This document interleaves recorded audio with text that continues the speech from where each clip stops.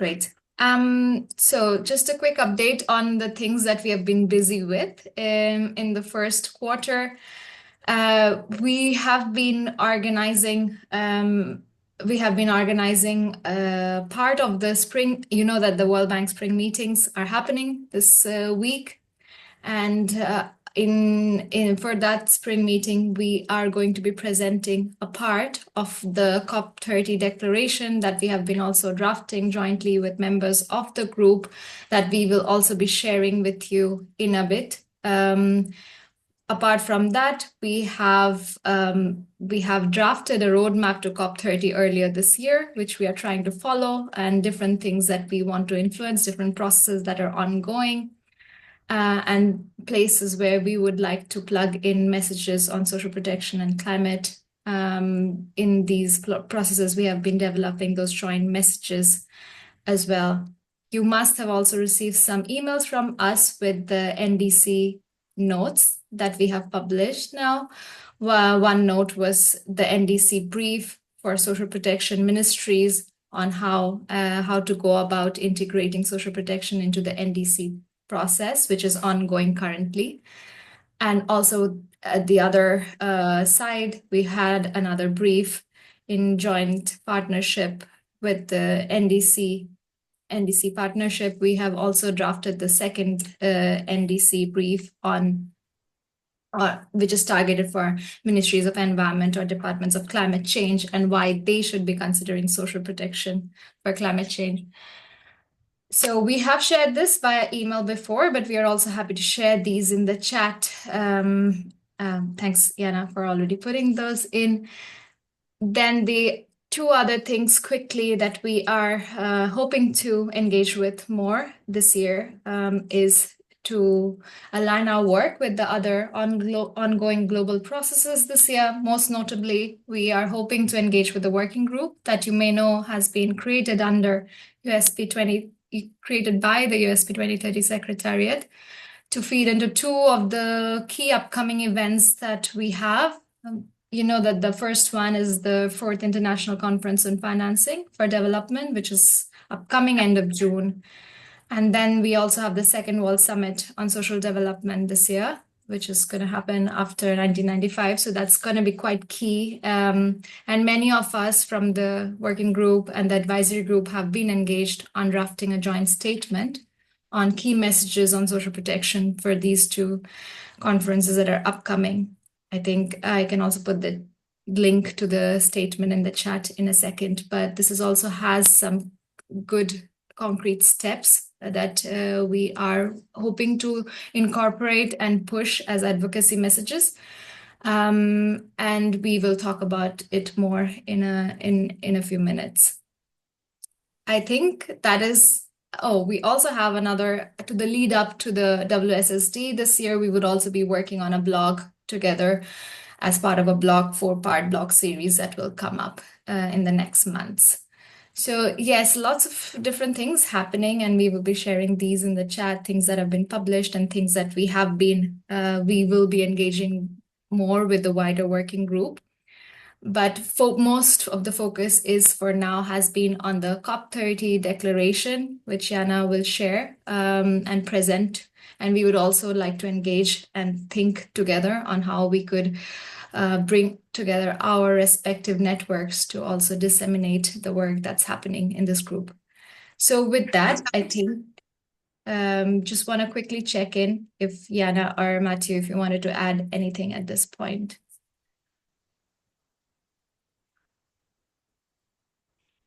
No, I think that sounds good. Nothing for now, Sam. Thank you. All right. So with that, I think the first agenda item that we had was a tour of the table. And that means we just would like to pass on to one agency after the other to just get an update of what's happening in this space. We have previously used slides, but for this meeting, we decided to do away with it, and we will just go with our without a slide, since we also didn't receive slides, so that's all good. I would just pass on to whoever I see in my screen first, and then feel free to just call someone else to go on after you to give a quick update on your social protection activities that have been happening. Maybe actually I start with myself because since I'm speaking from the Red Cross Climate Center side, what I'm really excited about and what's happening next month is a social protection cash transfer pilot in Bangladesh, where we are using the old age allowance program, which targets elderly above 60. So we are using this or we will be using this program once a trigger is reached for heat wave, because we conducted some feasibility studies, and in elderly and the informal workers were identified as the most vulnerable groups who have a lot of health related costs as well as loss of income and feeling of dependency on family members during the heat wave period of summer. So we are providing the same level of transfer that the current old age allowance provides, but a 4 months top up at one go, which was also decided in collaboration with the Ministry of Social Welfare. And this top up would be universal. So for one ward, which is the most at risk ward, all of the people who are part of the beneficiary list will be provided with this support. And we will be doing a pre and post monitoring as well. At the moment, we are currently just preparing our volunteers, Red Cross volunteers on the ground to do this work, and looking forward to sharing results once this is done.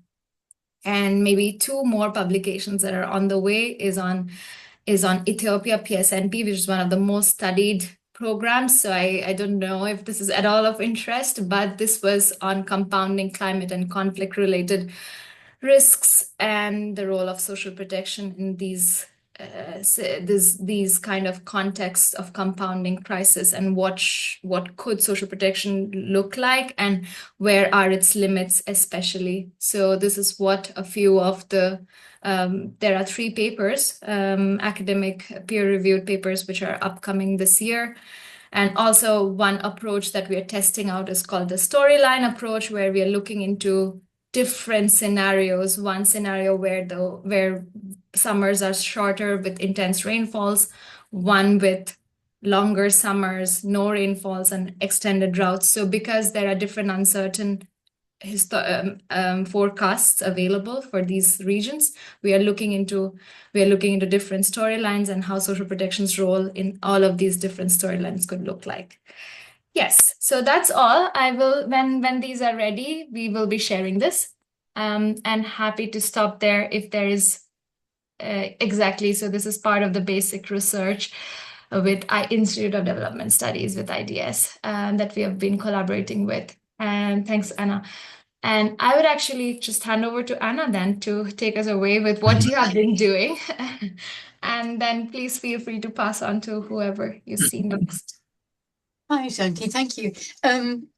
I've been working doing a piece of work with Malcolm Ridout, former climate advisor in FCDO.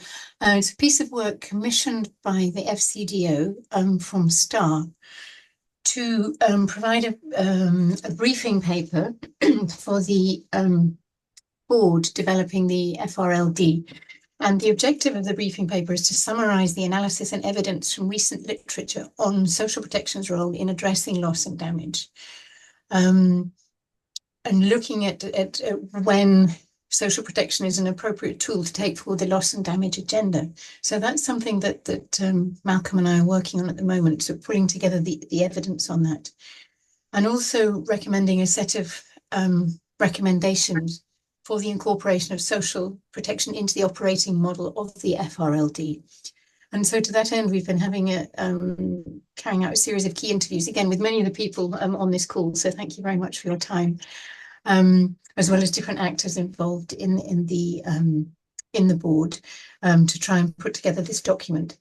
So that's something that's under development at the moment, and we hope to complete in the coming month or 2 in collaboration with FCDO. Thank you. Oh, I should nominate Matt. Thank you. Yeah, clearly the way to get nominated is to turn your camera on. So if anybody wants to jump the queue, that's the best way to do it. Otherwise, it's going to be Jana next for sure. Sylvia, there we go. Good tactic. Yeah, so, okay. Briefly, yeah, we finished last year with some joint work with UNICEF in the Caribbean, working with Barbados and with Grenada to support them to integrate social protection into their NDCs. And then this year, with a similar regional focus, but expanded, this was Latin America and the Caribbean. We did in March a major event with the Brazilian Ministry of Environment and the Inter-American Development Bank.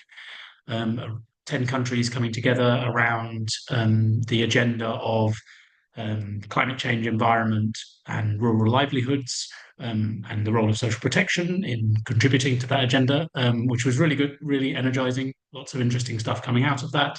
I mean, there's some reports up. I can share links in the chat. There'll be a longer blog piece coming soon with some reflections on that work.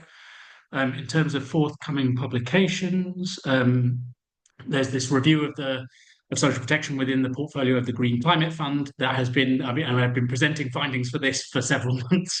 The review is, I'm happy to say now, at the production stage, so it's nearly there.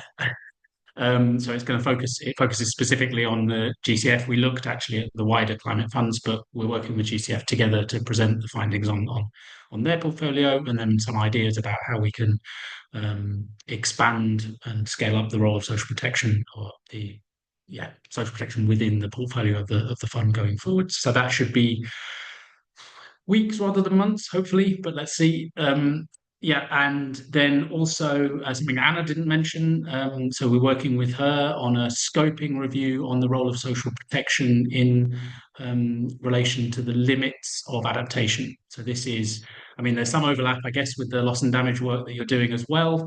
Okay, some degree of overlap, but basically trying to think about medium to long term. So, I mean, short term in some contexts, but certainly slightly longer term thinking about some of these very challenging issues we have where we're reaching either the soft limits of adaptation or hard biophysical limits. And what role social protection needs to play in that space. So it's a kind of conceptual thinking and exploration where we think through these concepts, apply to social protection, and then try to think through what we need to take into account as a sector going forwards, with a primary focus on rural communities, but it should hopefully resonate widely. Then a couple of other things. Firstly, on with the staff supported work. So there's been a pause while it was confirmed that the funding was going forward, and it's now definitely going forward. So that's great. So we have 3 projects, very excited about. A couple of them quite far advanced. One on developing programmatic guidance for how to integrate climate into action into social protection in a way that is inclusive, gender responsive, and inclusive of wider population groups. And then a piece that we're only just getting started that kind of builds on some of that with a specific focus on disability inclusion. And then the third piece is looking at innovative climate financing instruments and how we might explore things like green bonds or carbon credits, the carbon market, these kinds of mechanisms, these kinds of instruments, whether or not they're appropriate for financing social protection in some context or in all contexts. Really, again, kind of a scoping study. And we've asked them to look at the ones that we haven't really thought about in any detail. So moving beyond the discussion about the funds and moving beyond the discussion about the funds as a kind of source of project financing, or MDBs as a source of project financing, to look at some of these more innovative tools, in which case, in some cases, they might involve the funds. So a recent debt for climate swap in Barbados involved the Green Climate Fund as one of the funders of that swap. Looking at these instruments. So we'll be moving forward on that now very rapidly. Again, there were some really fascinating discussions on this in the Latin American context, where there's a lot of really interesting work going on. So we'll build on some of that. And then the final thing I wanted to flag up is a couple of things related to the Global Alliance Against Hunger and Poverty, which was launched under Brazil's G20 presidency last year. One is that we developed, and several of you will know this, we developed a guidance note on integrating basically policy instruments under the Global Alliance into the NDCs, many of which are social protection based, and we drew very heavily on the USP 2030 note and also the task force note. So it's got a strong focus on social protection, but not an exclusive focus on social protection. And that's nearly ready. So that's basically an instrument that will be available under the Global Alliance to support countries thinking about this in this space. I just wanted to flag that up. And then another one where I would be really interested to hear from people who have interesting resources, ideas, things that they want to contribute into is under the Global Alliance. We developed the policy instrument on environmentally conditioned cash transfers, things like Bolsa Verde in Brazil or the PROESA program in Paraguay. We now want to build a knowledge base on this. So we're starting a scoping review, building on earlier work. There's a few studies that kind of looked at environmentally conditioned cash transfers, payment for ecosystem services, an ILO review, for example, in 2016 that was super interesting and is still super relevant. But building on that and doing a bit of a mapping of the kind of projects that are out there and maybe a refreshing of what we think about the role of social protection, how that relates to PES. So again, if people have interesting ideas or things they want to share with me on that, please just reach out. I'd be very keen to hear from you. Great. I think I took too much of my time. And yeah, I'm gonna go to Sylvia because she turned her video on, and I'm sure. Thanks a lot. I'm not sure that that was a good strategy, Matthew, given, the amount of updates that you have provided us with. And yes, I guess maybe we'll also reach out to you and see in which initiatives, we could get involved.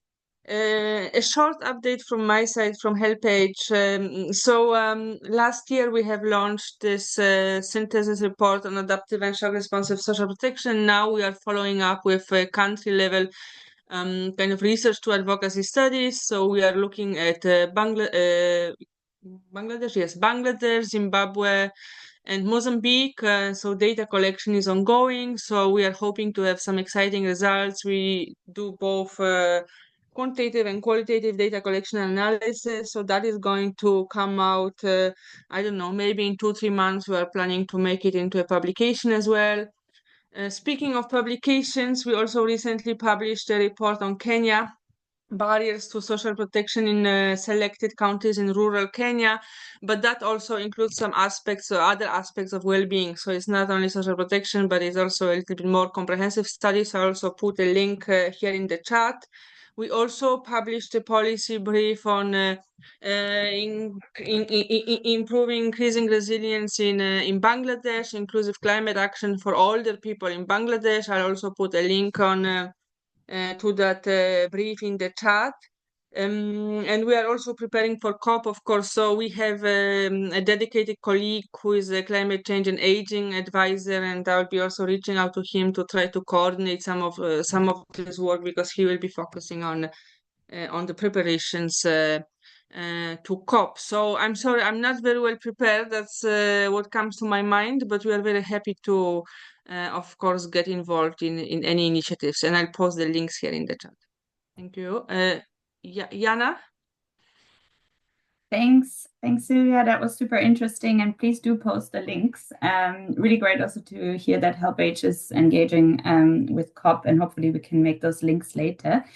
So I'll try to be quick. So just very briefly from the ILO side, there's a few sort of global processes that we're supporting and where we're doing some work, most notably around the global goal on adaptation, which many of you may know that currently there's a 2-year process ongoing of defining adaptation indicators for measuring progress towards the global goal on adaptation. And one of those goals, of course, as many of you will know, relates to social protection. And my ILO colleague here that's working on social protection statistics is part of that working group to define those indicators. And it's expected that the first indicators will be submitted to parties in a couple of weeks so that they have something to discuss at the SB 62 in Bonn, which is coming up in June, so that by COP30, the final set of indicators can be approved, hopefully, by parties. We're also doing some work with our Just Transition team to look more at the link between just transition and adaptation and resilience. There's a lot of work ongoing and an increased interest under the Just Transition Work Program that's being negotiated under the UNFCCC to look much more strongly at what a just transition actually means in the context of climate change adaptation and resilience. And of course, social protection plays a major role here. And we've just started a consultancy, and hopefully in the next few months we'll come out with a sort of a nice conceptual framework around that. Just like others, we are supporting various countries on their NDCs. We will shortly publish in a few weeks some feasibility studies that were done 1 or 2 years ago on Senegal, Cote d'Ivoire, and Nigeria around integrating or sort of ways to integrate social protection and climate change and the ecological transition, as it's called a lot in French-speaking countries. And it's expected that that can also inform the NDC development processes in these countries, because we will also publish some sort of shorter guidance briefs around that, focused on those countries. We have an upcoming brief on social protection in the CITs. So looking at the data from the World Social Protection Report, but specifically for CITs and linking that to climate action. There's some more country-specific work ongoing, and I will paste some of those in the chat. We have a recent brief from China, where we're working with researchers from the Ministry of Human Resources and Social Security, actually for themselves to select successful social protection and just transition cases for China. So that's quite interesting. There's a great case on fisheries that I will share briefly. We have some upcoming work in Jamaica, and then there's work in Jordan and Vietnam as well as Brazil that is sort of ongoing. In Brazil in particular, where we're looking at documenting and assessing the flood responses to the floods in Rio Grande do Sul 1 year ago, and looking at the social protection response there. So that's upcoming. And then I will share with you the link on something a bit fun. Well, I found it fun that we did on using the social protection monitor to track news linked to social protection and climate change for the previous year, 2024. I'll share that with you, and probably we'll be doing it as well for 2025. So if you ever come across news where that speak about the link between social protection and climate change, do send them over, and I can add them to the compilation. Okay, that's all from my side. Lots of people have turned on their cameras. That's very exciting. So I'll pass over to Mauricio, who I think I haven't met. So Mauricio, maybe you can also introduce yourself to the group, please. Sure, happy to. Hi, my name is Mauricio. I'm working at IDOS, German Institute of Development and Sustainability.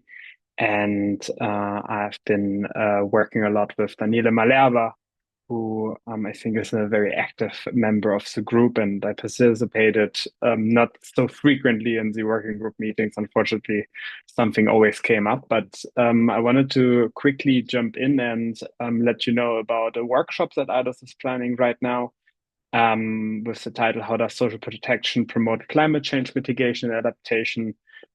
This is going to take place in November, 26th to 28th of November. And we are having currently our call for papers open, which might be interesting for what I just heard about the research that is ongoing. We plan to have a limited number of submissions of abstracts, and also for a special issue that the conference organizers want to get out of the conference. And I'm gonna put in the chat more detailed information. The deadline for applications is the 30th of April, so there's 1 week left to put together 400 words for the application, and we would be very happy if you guys applied and then come to Bonn. I think it's also a great opportunity to then meet in person and to network a little bit and to talk about our work. Yeah, this from my end, a very brief update. Thank you. I don't see any other person's camera on, so let me quickly jump to the participants list. Maybe Alexander, your name pops up first with A. Alexander Jäger, if you want to share anything. Yes, of course. Thank you so much. Can you hear me well? I can. Okay, fantastic. So, hello everyone. Yes, we are slightly busy here in DC with the spring meetings that are happening this week. And as was mentioned before, we are having a meeting of the Task Force on Climate Finance and Adaptive Social Protection tomorrow afternoon here in DC. I know it's a little bit later in Europe. Thanks also for so much of help from all the colleagues of the core team of the of the working group, for all the great work I think we did beginning of the year on the roadmap for COP30. It was really fun and productive, and then our kind of first draft of a potential declaration at COP30 that will flow into a contribution tomorrow at the workshop.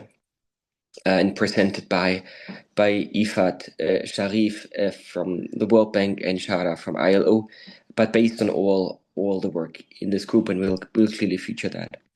So apart from the many things going on this week here, I guess we started the year with some positive news from the Global Shield Financing Facility, because that part of the Global Shield initiative is financing six country programs of the World Bank, or at the link between social protection and kind of financial instruments. They also finance some analytical work, which helps us a lot in the next few years to come up with good evaluations of the work and looking into new models. Other stream of analytical work we're very pleased to do with the UNICEF team.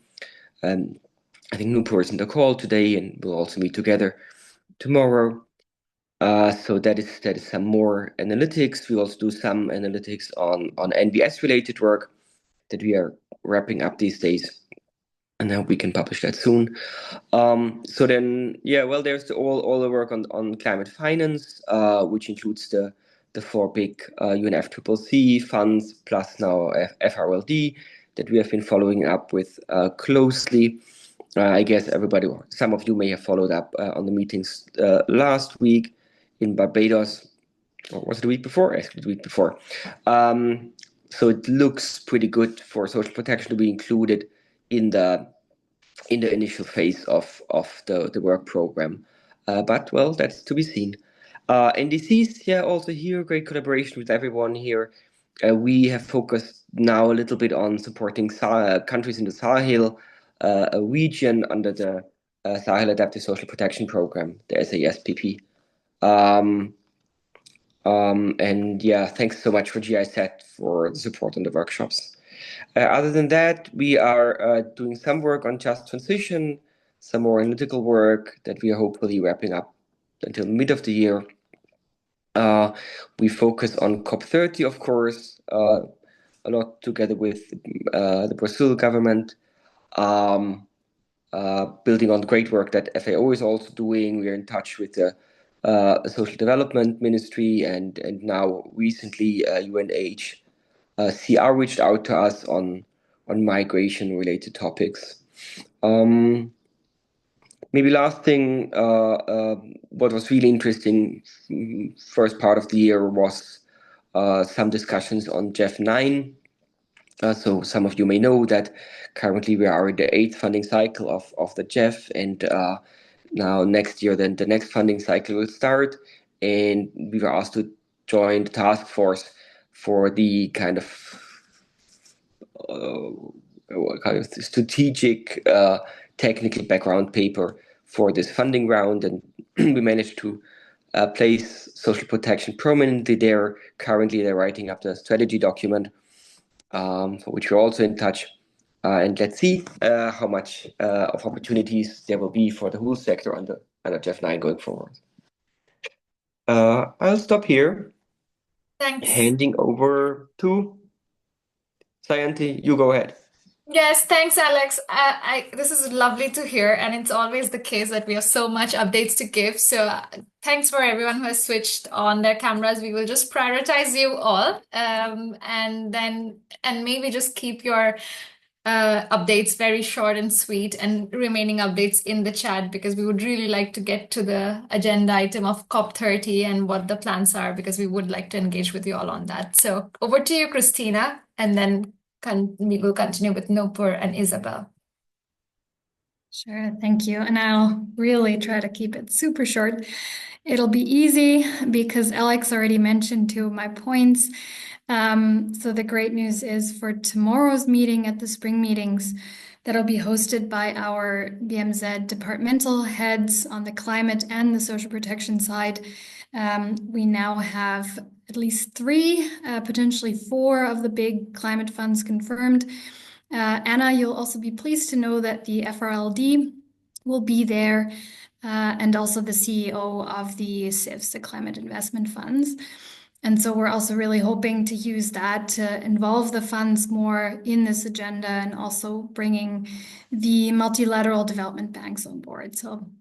So far, so good. So really excited that that'll happen. Otherwise, from GIZ side, we have a few news when it comes to supporting NDCs.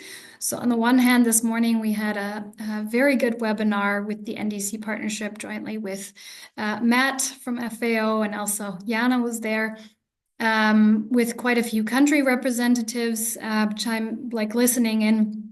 And also a few follow-up requests.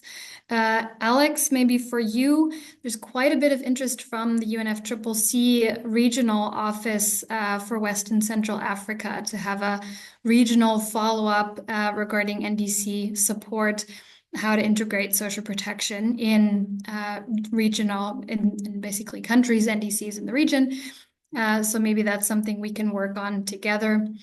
And quite a few GIZ colleagues who followed up in Rwanda, in Pakistan, and Indonesia is also interested, where we either have a social protection program that supports the government, also in Cambodia, or also climate action programs that are interested in working with their counterparts in the governments to bring social protection into the NDC process. So that's really good news. And we also really hope that we can use this group and also the task force to keep coordinating on that and reaching as many countries as possible. I think that'd be really useful.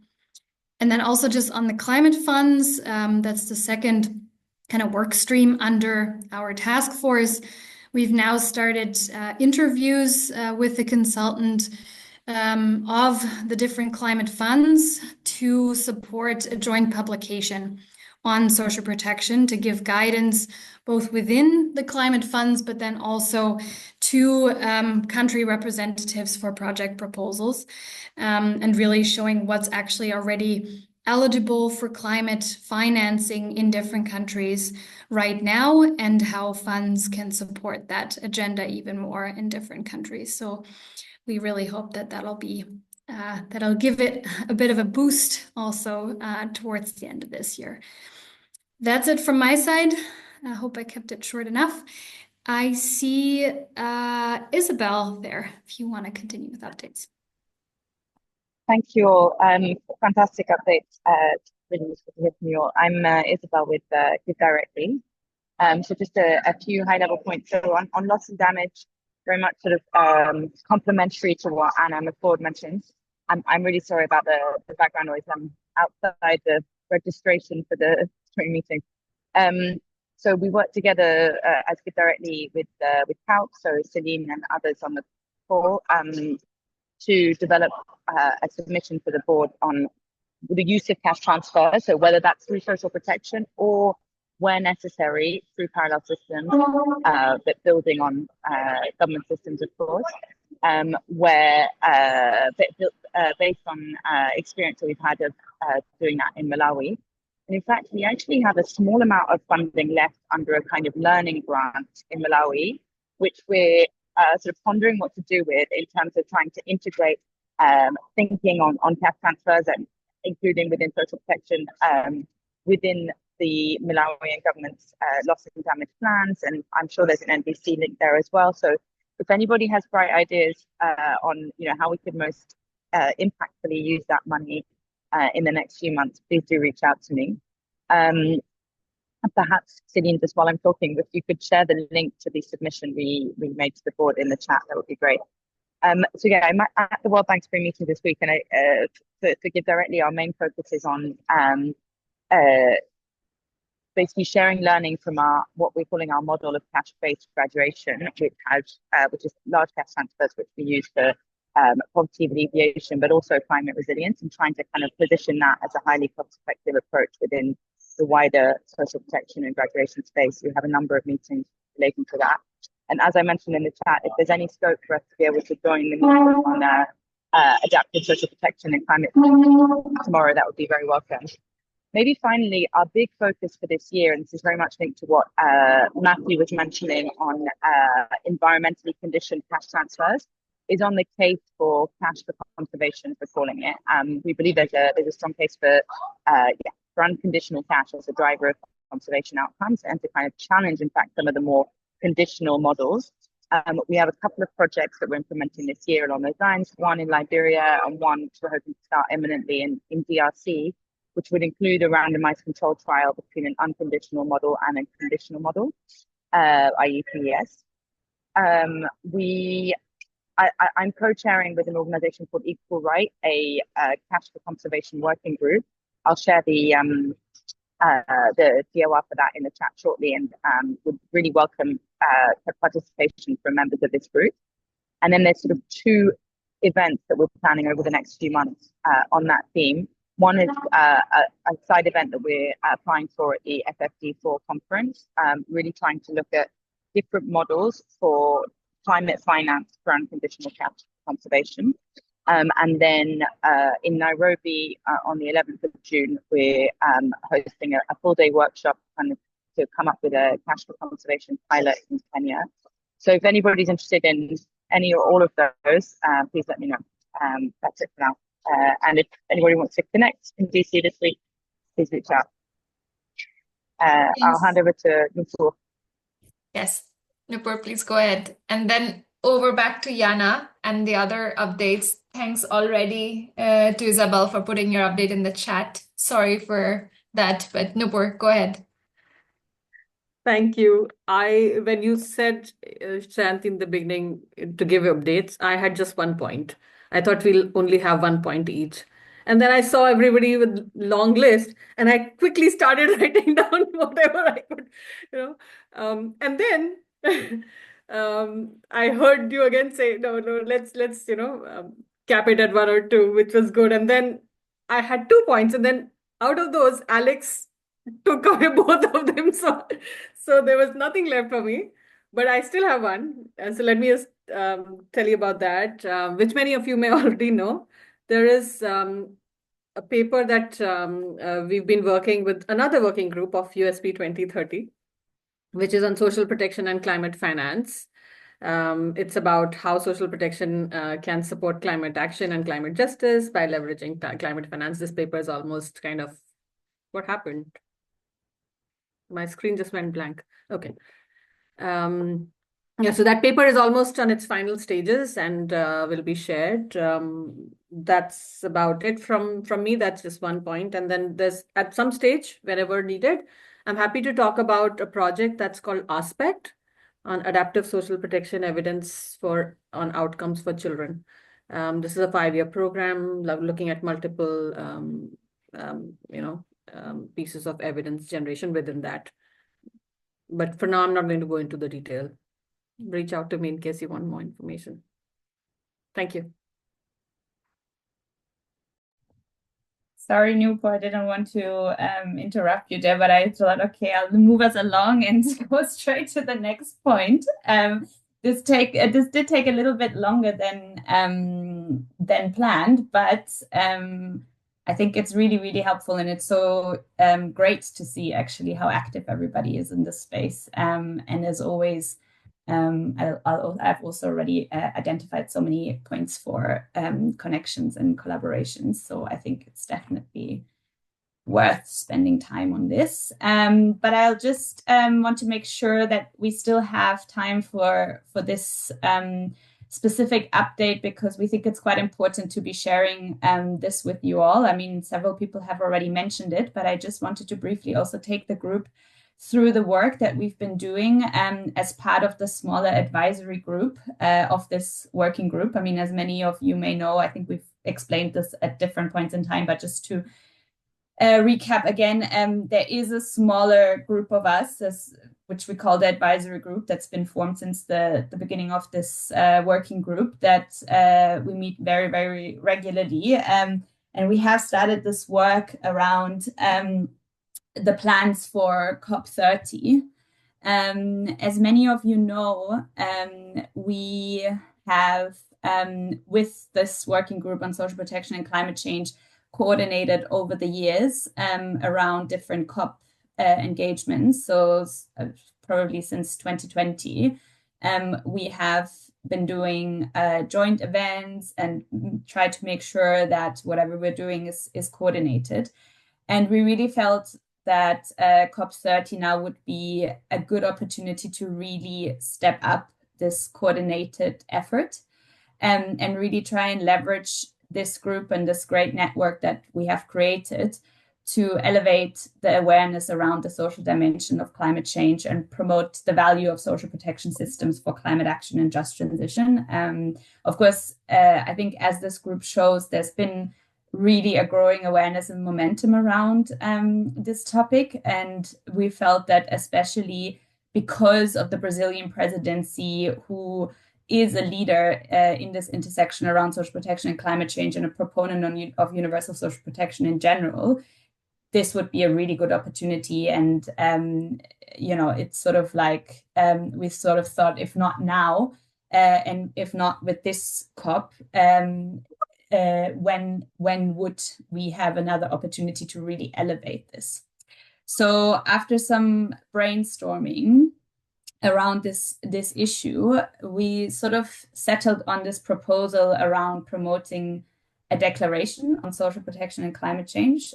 Some of you may be familiar around past declarations that have been promoted at different COPs. 2 years ago, there was a declaration on health and climate change that ended up being signed by 140 plus countries, plus various international organizations, as well as funding partners. So this is sort of, I would say, that the inspiration that took us to this point. And as Alex and Christina have already mentioned, this proposal will now be put forward tomorrow at the task force, at the meeting of the task force for linking adaptive social protection to climate finance, which was initiated by BMZ at last year's World Bank Spring meetings, and which brings together key international social protection institutions with climate funds. So the idea now is to propose this tomorrow, mostly to the climate funds, because I think on the social protection side, we're pretty much aligned around this proposal. And as Alex said, it will be proposed, or it will be presented by Ifat Sharif and Shara Razavi, who are the directors of the World Bank and the ILO social protection departments, respectively, and who, of course, are representing their USP 2030 then, since ILO and World Bank are jointly co-chairing this global partnership. So in this context, this idea will be brought forward. It is still very much an idea and a proposal. So even though we have thought about what could such a declaration look like, there is absolutely nothing set in stone. There's no final version. There's just a sort of a rough draft that many of us, including I think everybody on well, most people on the call, Sayanti, Nupur, Alex, Christina, Matthew, just to make sure, yes, to name a few, but also thanks, Anna, for some of the earlier comments. So yeah, we have spent quite some time over the last few months thinking about this. And we want to now put it forward as a proposal, as I explained, also to see and to sort of test it a little bit whether there would be interest, especially also from the climate funds, to sign up for something like this, because we think that this could be quite a good, it's sort of quite a good way of sort of gauging whether there is appetite for this among the climate community as well. But of course, the ultimate goal would be to get as broad of a coalition behind something like this as possible, with a huge focus, of course, around getting signatories from national governments, as this is, of course, where the biggest lever and scope for change and action might be. So I just very briefly wanted to show you what we will also be showing tomorrow, which is essentially what such elements of a declaration could be. So there would be, or the suggested common objectives would essentially be around the different roles that social protection can play in supporting climate action. I mean, we have done this time and time and again when we formulated joint statements around climate finance and social protection, but also around the NDCs and social protection. So really showing or making the case that social protection enhances adaptive capacity, strengthens resilience, and reducing vulnerability of people to the adverse effects of climate change, which are also the sort of core objectives around climate change adaptation. Then for loss and damage, it's of course around leveraging national social protection systems to avert, minimize, and rapidly address loss and damage. I mean, we've heard about this from many of you. Social protection helps to advance climate mitigation in a way that's socially just by providing access to social protection and addressing the negative impacts of climate policies and facilitating transitions. And then, of course, there's this big objective also around fostering the full participation of all of those affected in the design of climate policies, which is also at the heart of the idea of a just transition.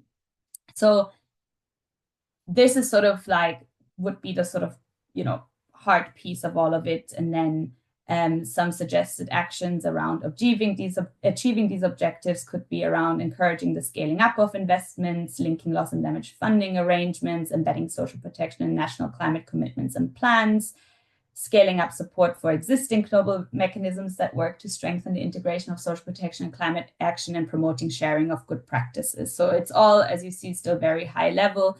And it's sort of all packaging together the key messages that I think many of us have been working on over the last few years.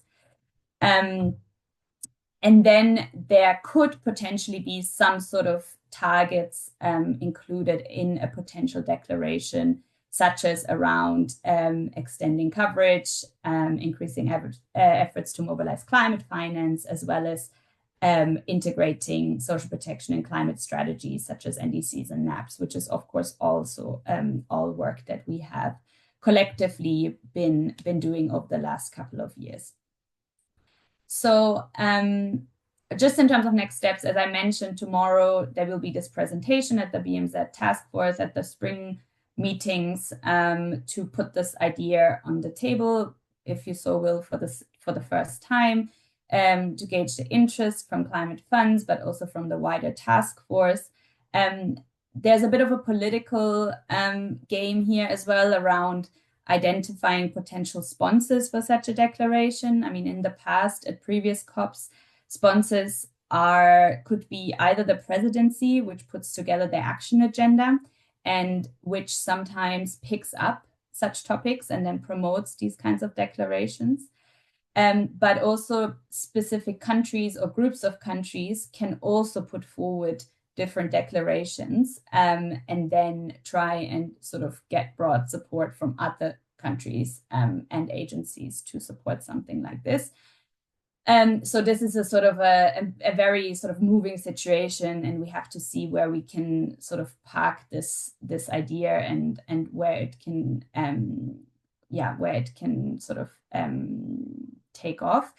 And then the goal would be to finalize a potential draft declaration before the SB 62 in Bonn, in order to then use that as a way of really sort of disseminating this and trying to do advocacy among prospective signatories with a focus on national governments, of course, and then using those interactions in order to adjust the potential declaration based on feedback to then sort of reach a final version by COP30 that can have as broad base of a support as possible.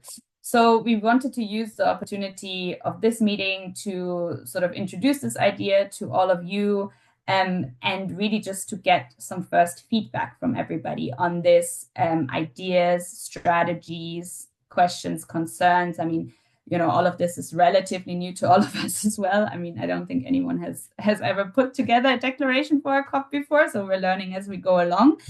But we do believe that it's a really, really good opportunity, and that you know, this group, as well as the wider USP 2030 and all of this movement that we have sort of created, and this really being a topic that seems to be a priority for many, many agencies working in this space, is a very good. Puts us in a very good position to really push for this year, and hopefully use that to really elevate the role of social protection and climate action. So I'll stop here and let's see if we can use the last few minutes to get reactions on this. I can stay a bit longer, and maybe some other people can. I mean, some people might need to go, and that's okay.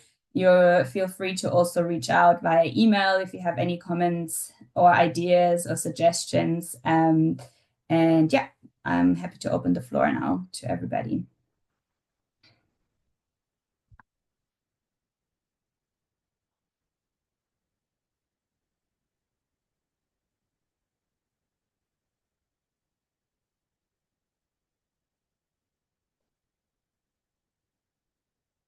Feel free to either raise your hand or just unmute yourself or put a question in the chat.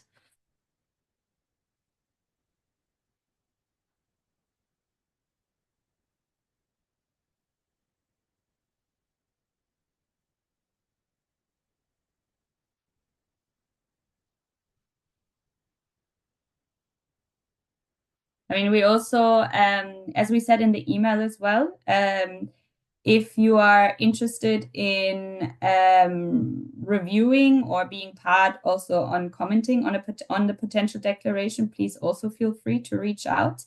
We already had a few people replying to the email saying that they would be interested, but if you are interested, please also feel free to reach out and let us know, and we're happy to sort of add different people into the group that will be of people that will be reviewing as well a potential declaration, or that will be providing input. So that's also an option.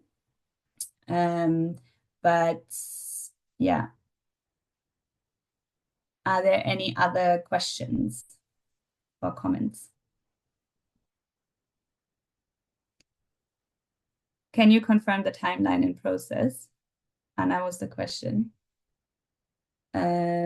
So yeah, as I said, in terms of, I mean, the timeline is not very set, Anna, but for sure we feel like we need to use the opportunity of SB 62 in order to have a first sort of draft that we can then take to the different stakeholders to see what people's reactions are and what kind of elements would get support and which ones might be sticky points, in order to then come up with a sort of a more finalized version. But I think tomorrow, the spring meetings will be a really important milestone as well, after which we will, of course, reconvene and see and make a plan about the next steps, because I think it really depends also what the reaction of the climate funds will be to all of this, because then there will be some sort of co-creation process potentially as well if they are interested. SP62, Anna, is taking place in June, I think from the 16th to the 30th of June, if I'm not mistaken. Mauricio, do you want to come in? Yeah, thank you. And this sounds super interesting regarding the declaration. Just wanted to flag that IDOS is located in Bonn and very close to the SB 62 convening location, the World Conference Center, in walking distance of 5 minutes. So in the past, we already had some side events that were not within SB 62 World Conference Center location, so that more people could participate. If that's something of interest, just let me know. If you want to have a meeting room, we could look at the institute if there is some space there, which for sure there is. So you can present the declaration, and also happy to have a look at it if you want to include me into the sounding board. Yeah, thank you. Thanks, Mauricio. That's really nice, and thanks for offering that. We might come back to you for this offer, certainly. Mina, do you want to come in maybe and give your reflections from the EU Commission side? I saw you posted something in the chat here, but I think this will be a really interesting reflection for us, with the EU, of course, being a major player in all of this. Thank you, and I'm very sorry. I was embarrassed to come in because I was quite late. No but worries. it's very nice to see you all. Well, as I wrote in our chat, like everywhere, the two topics of social protection and climate change are also fragmented within DG INTPA. So we're coordinating closely with our colleagues in that unit. I mean, the social protection unit, they are in the climate change and disaster risk reduction unit as well. So we've been in touch and we've discussed a bit about the declaration. I think, as I said, it's baby steps. I think what we've agreed on so far is that if somebody's going to drive this process politically, it's not going to be them, because they're focusing more on the green technology investments and more global gateway linked aspects. So from a social protection perspective, it will have to be pushed by us. So we would try to lead this process, but of course for the EU, like I guess any government to commit to something, to approve a declaration, there's a lot of internal steps. And here we have 27 countries that have to, well, not countries, the representatives here that have to agree to join that. And they could do it individually as member countries, or they could do it as the Commission, right? So what I will be looking at is what kind of appetite there is for something like that. I think we recently had an experience on a different topic on disability. Berlin hosted a summit on disability, and there was a declaration. And it seemed, I think, if things are well justified and if the texts are based on, established, agreed language, right? That is very important, because then that makes it a lot easier for us to justify, right? So if it doesn't create new commitments, I think this is another area that there's really, to be completely frank, there's not a lot of appetite for new commitments, new targets, new kind of including financial commitments. So that is going to be a little bit more challenging. But I think the principles of a declaration linking social protection with climate change, I don't believe there's going to be opposition to that, right? It's more the financial aspects and the commitments that people are a little bit reluctant to accept. This is just an informal but frank also assessment on how it looks from our side. Thanks a lot, Amina. That's really, really helpful and resonates, I think, with a lot of our discussions. And I think we'll definitely come back to you and keep you in the loop as much as you are interested and available to engage in, because, of course, the EU is super important in all of this, and hopefully we can sort of join forces. Anybody else? I see quite a few people have left already for other meetings.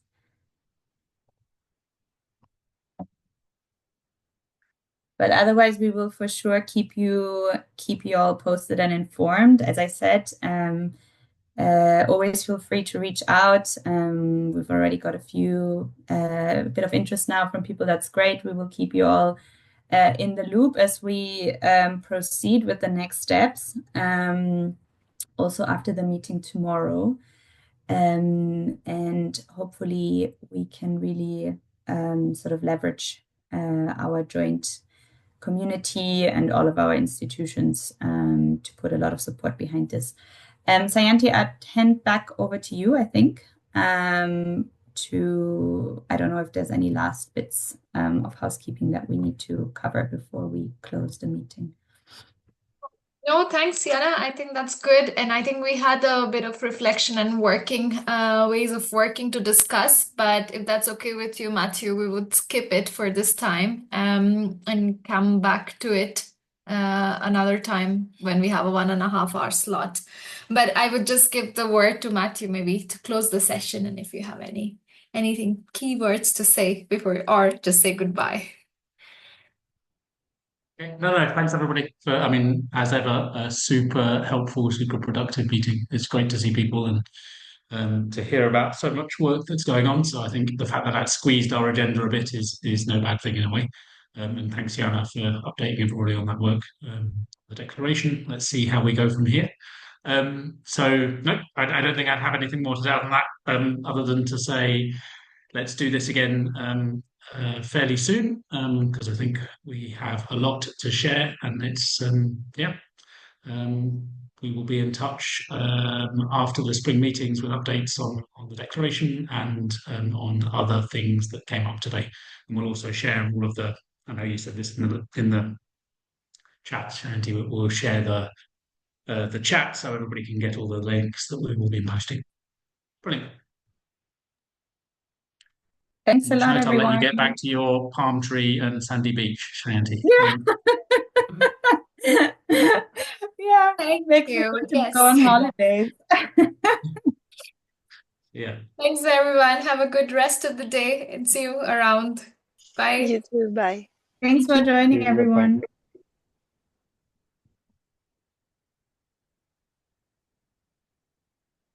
Hey, Yana. Oh, Okay, hi. I'll start recording.